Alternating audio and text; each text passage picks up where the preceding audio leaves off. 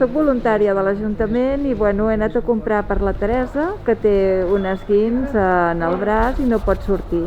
Les mesures de seguretat que hem pres la Teresa i jo quan he anat a casa seva ha sigut, les dues anàvem amb guants, m'ha donat un monederet petit, allà dintre hi havia els cèntims, la llista ja me l'havia passat per al mòbil. Faig de voluntària ajudant a la senyora Mercè. És una senyora gran que degut al coronavirus no pot passejar el seu gos i l'ajudo passejant en Tomi, anant a comprar, anant a buscar medicaments, el que pugui necessitar durant aquest període d'alarma.